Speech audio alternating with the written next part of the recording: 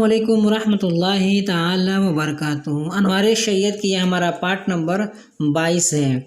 अज़ान के बाद की दुआ का ये बयान है, यहीं से हम पढ़ेंगे। तो चलिए वीडियो को शुरू करते हैं। बिस्मिल्लाहिर्रहमानिर्रहीम। आपने अज़ान के बारे में तो आपने पढ़ लिया है। अज़ान के बाद मतलब कौन सी दुआ पढ़ेंगे, तो वहाँ ऊपर दिया है कि अज़ान के बाद ना दुरूद शरीफ पढ़ेंगे, और दुरूद शरीफ पढ़ने के बाद ये वाली दुआ पढ़ेंगे।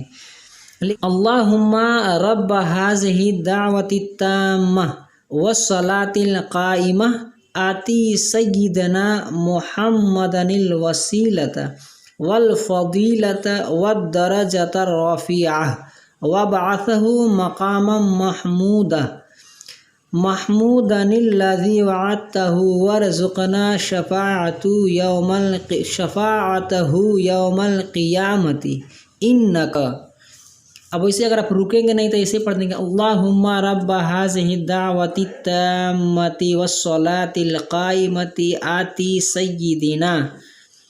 आती सय्यिदना मुहम्मदनिल वसीलत वल फ़दीलत वद दरजत रफ़ीअत वबअथहु मक़ामम महमूदनिल्लज़ी वअदतहु वरज़ुक़ना शफ़ाअतहु यौमल क़ियामति इन्नका ला तुख़लिफ़ुल मिआद।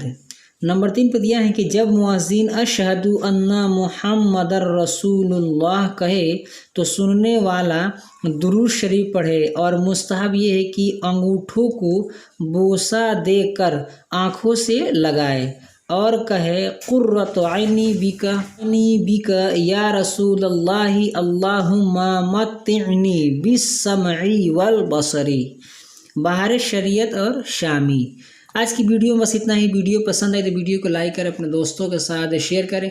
हमारे इस यूट्यूब चैनल पर नए हैं तो हमारे चैनल को सब्सक्राइब करके बेल आइकन को प्रेस कर दें, ताकि हमारी हर आने वाली वीडियो की नोटिफिकेशन सबसे पहले आपको मिले। अस्सलाम वालेकुम रहमतुल्लाहि ताला वबरकातुहू।